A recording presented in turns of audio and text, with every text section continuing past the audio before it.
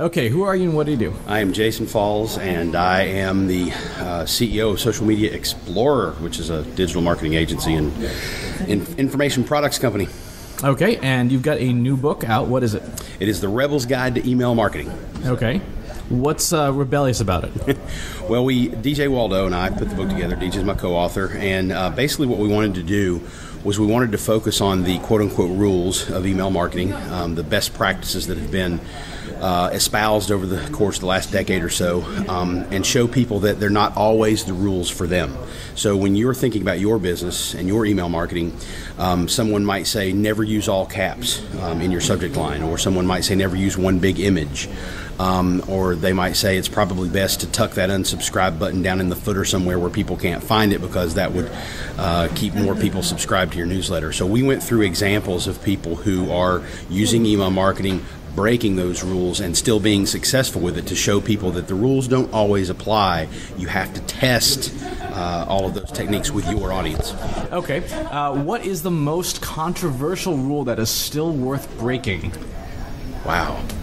The most controversial rule that is still worth breaking, I think to be quite honest with you, I think the one that sparks the most debate is never buy a list. You have a lot of email marketing purists out there who say, hey, this is a new era of consumerism, it's a new era of marketing communications, and every email that you send out should be to an address that was opted in by that person, and that you should never buy a list. And there's lots of companies out there that are still very successful buying lists. None of them really want to go on the record and talk about it, because it is considered probably a gray hat area.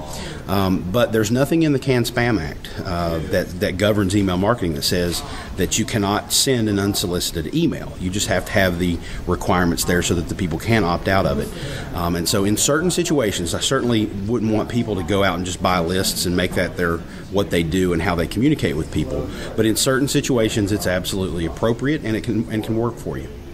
What's working for you right now best in your own email marketing and your clients, if you can talk about that? Yeah, I think the biggest thing right now for our clients and for us, especially with the Navigator, which is our weekly newsletter, is that we're just doing a better job of promoting the fact that we want you to subscribe. So we've got better calls to action on our website. I tweet, on the weekends when I'm putting the newsletter together, I'll tweet, hey, I'm working on some really good stuff for this week's newsletter. You ought to subscribe. And so it's just continually nurturing that list growth along and reminding the people that aren't subscribing that they should. I think that's the best thing that's working right now for us and for our clients, because it's nice organic growth, it's opt-in growth, it's not anything you have to stress about being spammy or seen as interrupting people's inboxes. And so I think that's what's working best for us right now. With short attention span theater, aka social media, yeah. How often do you need to remind people about email, and also how often do you need to send in order to stay present in mind? Obviously, once a month just doesn't cut it anymore. Yeah, that's true. I mean, I try to send once a week for me, but again, I think that's something you need to test with your audience.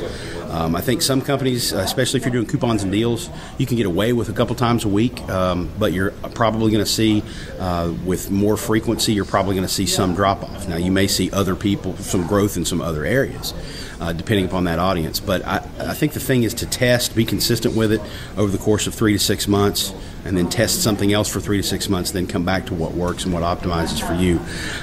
So for me, it's about once a week, and certainly I think right now on your other question, the first question about how often do you really need to remind people in the social media world about email, that's why DJ and I wrote the book, is because we're in this social media world and everybody's talking about Facebook pages and Twitter accounts and Pinterest this and so on and so forth, and still the most effective way to reach a consumer is in the inbox. I mean, it's the Direct Marketing Association gives it I think a $43 $40 to $1 return on investment, and it's the highest of any marketing medium right now. So the inbox is critically important for people.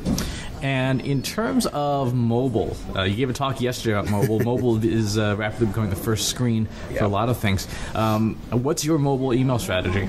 My mobile email strategy, my business partner, Aaron Marshall, has been banging his head against the wall for the last 2 months trying to develop our email marketing templates in some sort of responsive design because he insists that everybody in the entire world reads their email on their phone, which we've got statistics that prove not everybody does it, but he's right. We are trying to look at options through our email marketing provider, service provider, and through some design techniques and some code techniques to make sure that we can still present a good-looking email that's not cluttered with graphics, but looks good on a small screen while at the same time looks good on the big screen.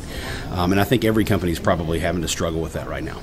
Great. Where can we find you and your book? I am online at socialmediaexplorer.com, or I'm Jason Falls on most social networks, and my book is The Rebel's Guide to Email Marketing. It's on sale for pre-order right now on Amazon. Great. Thank you very much. Thanks, Chris.